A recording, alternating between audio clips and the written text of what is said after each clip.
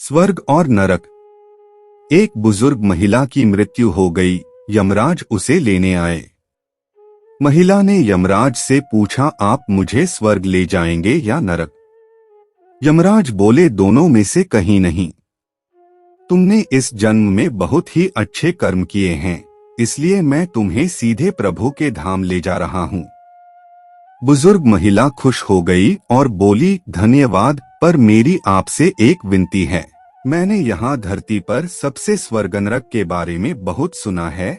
मैं एक बार इन दोनों जगहों को देखना चाहती हूँ।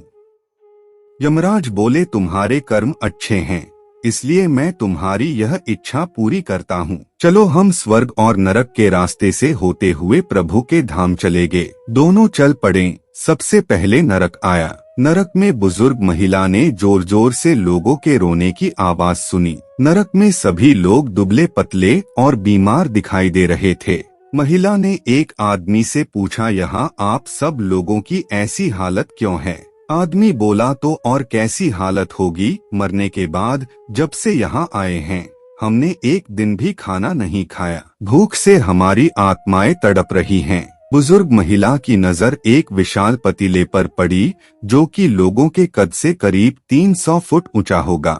उस पतीले के ऊपर एक विशाल चम्मच लटका हुआ था। उस पतीले में से बहुत ही शानदार खुशबू आ रही थी। बुजुर्ग महिला ने उस आदमी से पूछा, इस पतीले में क्या है? आदमी मायूस होकर बोला, ये पतीला बहुत ही स्वादिष्ट खीर से हर समय भरा रहता है। बुजुर्ग महिला ने हैरानी से पूछा, इसमें खीर है तो आप लोग पेट भर के ये खीर खाते क्यों नहीं? भूख से क्यों तड़प रहे हैं? आदमी रो रो कर बोलने लगा, कैसे खाए? ये पतीला 300 फीट ऊंचा है, हम में से कोई भी उस पतीले तक नहीं पहुंच पाता। बुजुर्ग महिला को उन पर तरस आ गया। सोचने लगी, बेचारे खीर का पतीला होते हुए भी भूख से बेहाल हैं। शायद ईश्वर ने इन्हें ये ही दंड दिया होगा। यमराज बुजुर्ग महिला से बोले, चलो हमें देर हो रही है। दोनों चल पड़े। कुछ दूर चलने पर स्वर्ग आया।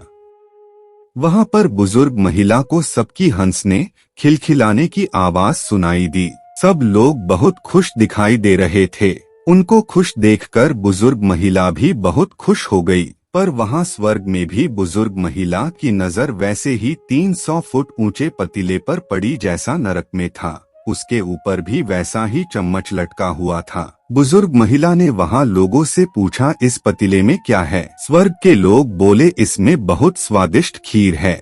बुजुर्ग महिला हैरान हो गई। उनसे बोली, पर ये पतीला तो 300 फीट ऊंचा है, आप लोग तो इस तक पहुँच ही नहीं पाते होगे। उस हिसाब से तो आप लोगों को खाना मिलता ही नहीं होगा। आप लोग भूख से बेहाल होगे, पर मुझे तो आप सभी इतने खुश लग रहे हो, ऐसे कैसे? लोग बोले, हम तो सभी लोग इस पतीले में से पेट भर के खीर खाते हैं। महिला बोली, पर कैसे? पतीला तो बहुत ऊंचा है। लोग बोले, तो क्या हो गया, पतीला ऊंचा है, यहाँ पर कितने सारे पेड़ हैं। ईश्वर ने ये पेड़ पौधे, नदी, झरने हम मनुष्यों के उपयोग के लिए तो बनाए हैं। हमने इन पेड़ों की लकड़ी ली, उसको काटा, फिर लकड़ियों के टुकड़ों को जोड़ के विशाल सीढ़ी का निर्माण किया। उस लकड़ी की सीढ़ी के सहारे हम पतीले तक पहुंचते हैं और सब मिलकर खीर का आनंद लेते हैं। बुजुर्ग महिला यमराज की तरफ देखने लगी। यमराज मुस्काए बोले, ईश्वर ने स्वर्ग और नरक मनुष्यों के हाथों में ही सौंप रखा है। चाहे तो अपने लिए नरक बना लें, चाहे तो अपने लिए स्वर्ग। ईश्वर ने सबको एक समान हालातों में डाला है। उसके लिए उसके सभी बच्चे एक समान हैं। वो किसी से भेदभाव नहीं करते। वहाँ नरक में भी पेड़ पौधे सब थे, पर वो लोग खुद ही आलसी हैं। उन्हें खीर हाथ में चाहिए। वो कोई कर्म नहीं करना चाहते, कोई मेहनत नहीं करना चाहता, इसलिए सब भूख से बेहाल हैं। यही तो ईश्वर की बनाई इस दुनिया का नियम है। जो कर्म करेगा, मेहनत करेगा, उसी को मीठा फल खाने को मिलेगा। अर्थात स्वर्ग एवं नरक आपके हाथ में ही हैं।